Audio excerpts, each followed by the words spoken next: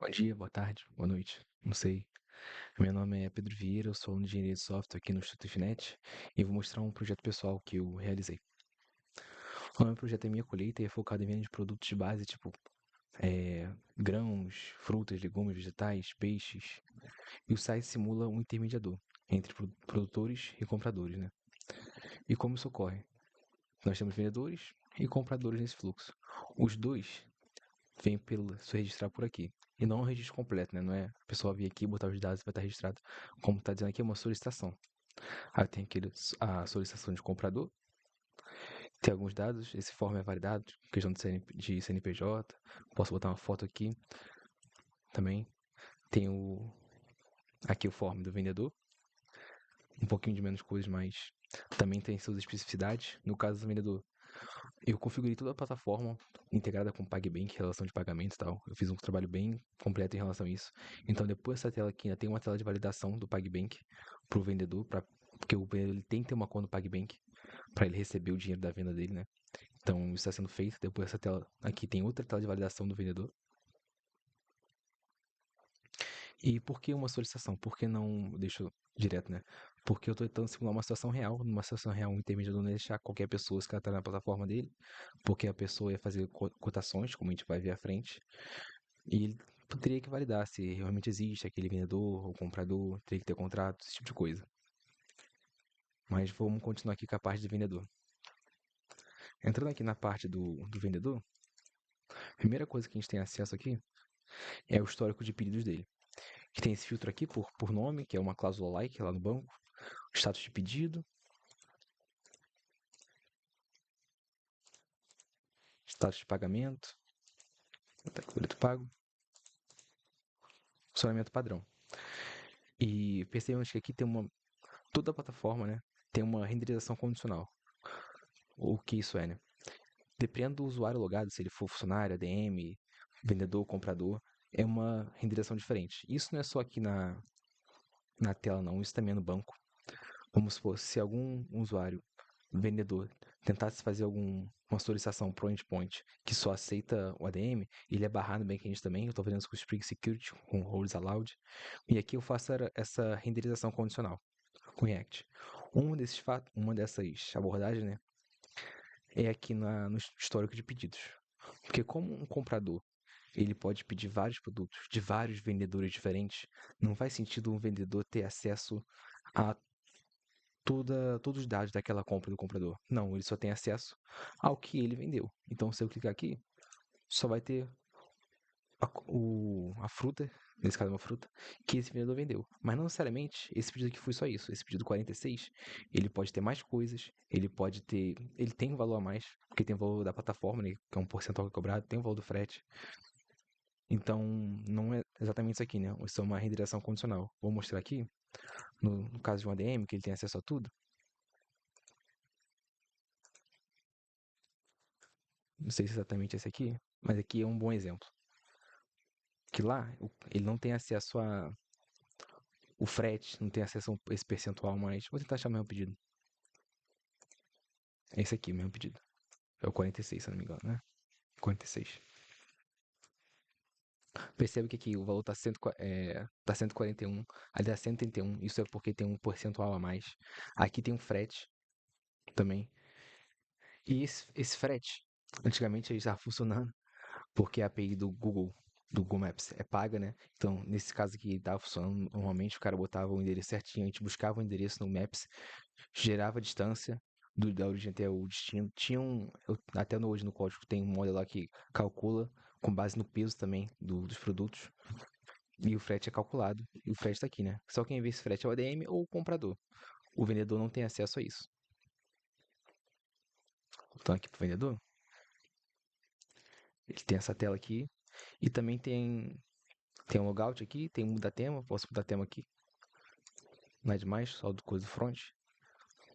E aqui no perfil tem umas coisas a mais, né? Como eu disse, todo vendedor ele tem a possibilidade de cadastrar uma cotação. Aqui são as cotações desse vendedor. Eu também posso alterar aqui os dados do vendedor se eu quiser. O nome, a descrição, a região atualmente só tem Rio de Janeiro. Posso botar uma foto de perfil, posso alterar e-mail e senha, tem aqui a dupla validação. O e-mail ele é único tanto no banco quanto no backend, tem essa validação de e-mail único. E aqui nas cotações, né? Eu posso alterar uma cotação, vamos supor, essa cotação está 150, eu posso alterar para 180, lá vem aqui para baixo, 180, 90 centavos. Posso excluir uma cotação também aqui, foi excluída. Posso cadastrar uma cotação. E como ocorre esse cadastro da cotação, né? Eu boto o preço aqui, normal, do que eu quero, e o produto. Esses produtos foram todos cadastrados com base na lista oficial do Ceasa do Rio de Janeiro aqui, essa lista aqui. E ele tem todo esse dado, ele tem tipo, ele tem dado da embalagem, tem o quilo, tem os tipos dele, né? Aqui fruta nacional, aí aqui são frutas importadas. Isso eu vou mostrar mais à frente, né? Aqui na tela do vendedor não dá pra ver isso exatamente agora, né? Mas a gente tem acesso a esse select aqui que vem direto do banco, com todas as possibilidades. Cadastrando, vai aparecer aqui embaixo. Todas essas fotos eu gerei com IA para não ter problema de editorial. E do vendedor praticamente é isso. Vou para a parte de comprador agora.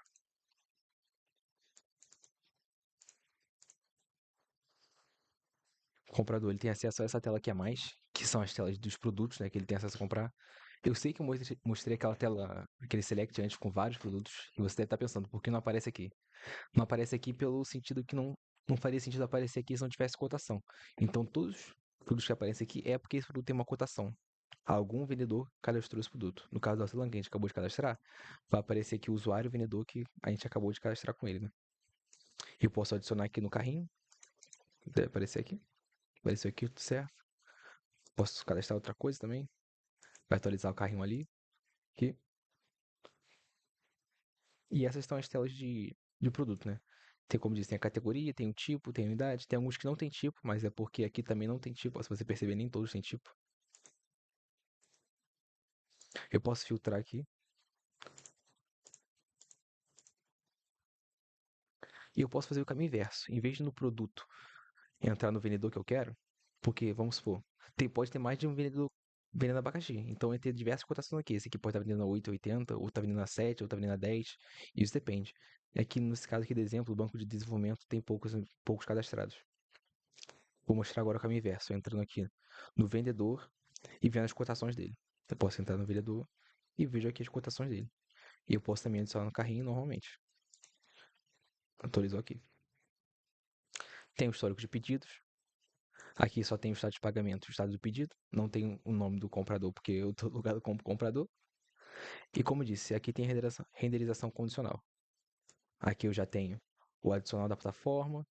E nesse caso só tem um vendedor, né? No exemplo que eu estou aqui de desenvolvimento. Mas se tivesse mais, ia aparecer todos os vendedores. No caso do vendedor, não. No caso do vendedor, se ele estivesse vendo esse pedido aqui, só ia aparecer os produtos dele. Vou frisar isso novamente.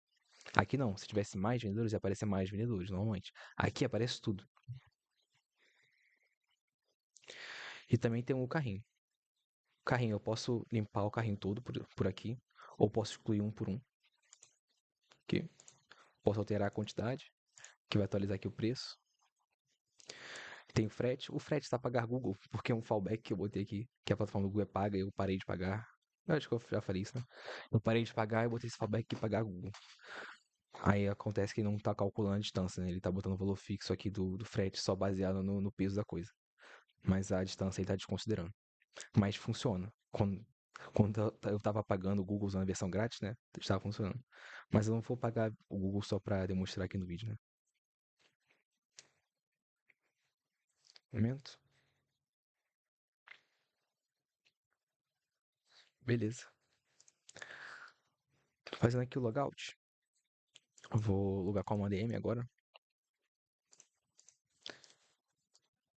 E com a ADM eu posso cadastrar um produto. Vamos supor que naquela lista do Ceasa que eu mostrei aparecesse um produto a mais. Eu poderia cadastrá-lo aqui com nome, unidade de medida, peso, tipo, categoria. Botar uma foto também.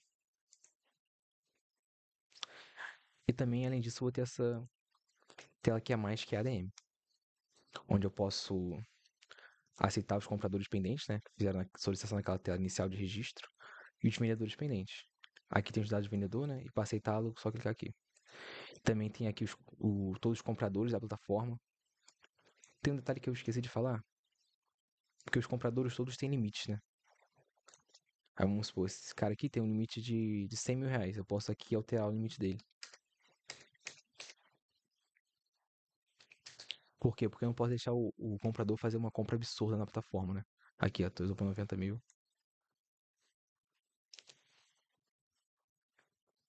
E do ADM eu tenho acesso a todos os pedidos também. Além disso, tem um fato importante pro DM. Vindo aqui no status do pedido, eu posso alterar o status do pedido para entregue ou cancelado, para definir se o pedido foi entregue ou cancelado, e o estado de pagamentos eu não altero. Por que o estado de pagamentos eu não altero? Como eu disse, eu fiz toda a integração com o PagBank, de forma que o pedido sendo feito lá, ele vai atualizar. Eu configurei, né, na plataforma deles o endpoint, que eles conseguem fazer uma chamada para minha aplicação, para ver se foi aceito o pagamento, se ele está atraso ou não. Quando a gente vai criar esse pagamento, eu boto lá um limite de tempo. Se esse limite estourar, ele vai atualizar aqui para pagamento em atraso. Se o comprador pagar, ele vai atualizar aqui para pago. Eu tenho histórico aqui da compra, mas é isso, ADM. Eu vou voltar aqui para o comprador para mostrar a parte de pagamento.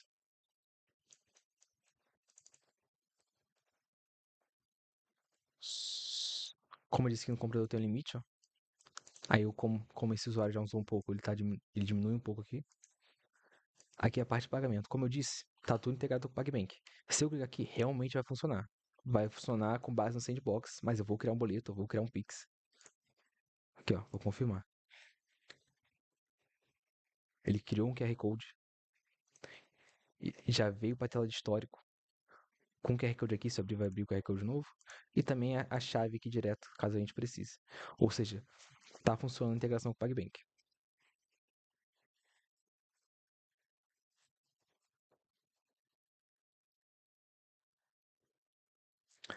Vou comentar um pouco agora sobre a parte técnica da coisa.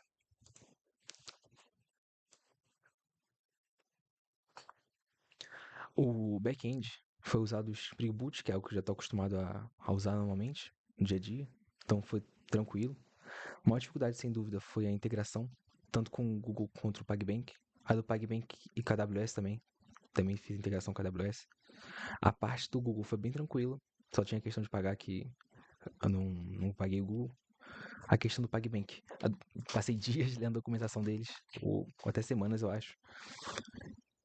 Mas foi muito boa, foi a melhor plataforma assim, que deu o melhor suporte no sentido de documentação.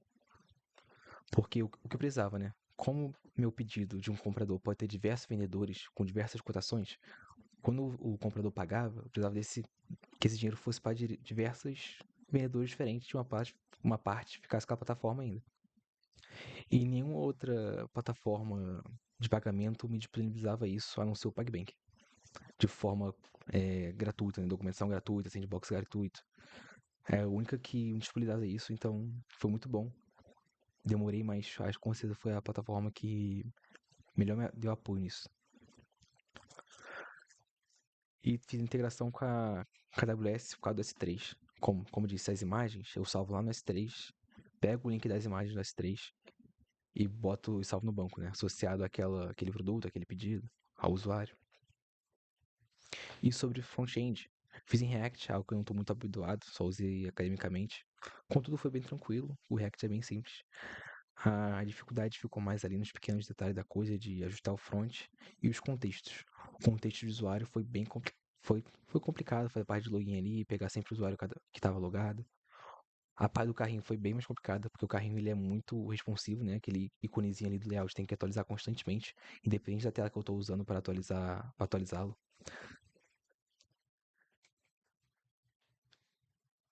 E mais é isso, sim, a questão de condicional também, né? Tem a coisa que só renderizava para um usuário, não renderizava para o outro. E sobre o banco de dados, eu comecei a usar um Oracle DB, que eu estava mais habituado por trabalhar com ele, mas ficou muito caro na AWS. Tipo assim, levei uma facada por causa do Oracle. Então, eu tive, no meio do projeto, tive que fazer uma migração para MySQL. Eu pensei que isso é mais complicado, foi complicado um pouco, mas a ideia do MySQL me ajudou bastante, o que é o Workbench. Então, foi um aprendizado, mas foi bem tranquilo. O Workbench me facilitou bastante. E para finalizar aqui, eu vou comentar um pouco sobre a AWS. Para hospedar o back-end, eu usei o Elastic Beanstalk, que é esse aqui, que ele já é uma plataforma já preparada para receber certos tipos de aplicações e ele está preparado para receber o Spring Boot. Então foi bem fácil, tipo, eu não precisei do todo o know-how que eu precisaria para operar um S2. O Elastic Beanstalk, que é bem intuitivo, me facilitou bastante. Bom que eu usei Spring Boot, me facilitou bastante. Pro front, eu usei esse Amplify aqui, que é único para front-end, né? Para aplicações SPA, Single Page Application. E foi bem fácil isso aqui, foi o mais fácil de todos, eu acho. Eu só cadastrei o meu GitHub aqui. E o único trabalho que eu tive fora isso foi cadastrar as rotas, né? Porque se a gente vir aqui, vocês podem ver que eu estou usando a rota direitinho, né? Não é localhost nem nada, tipo, isso aqui tá rodando na AWS. Eu configurei essa rota aqui. Até no back-end, posso mostrar para vocês que eu também estou usando essa rota.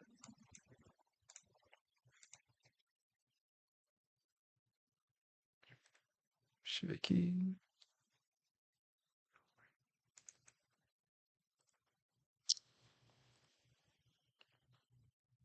Não, esse aqui não. Um momento.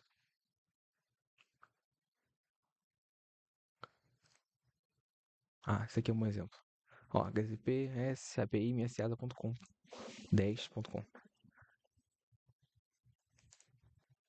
Então no Amplify foi isso. Aqui pro banco de dados.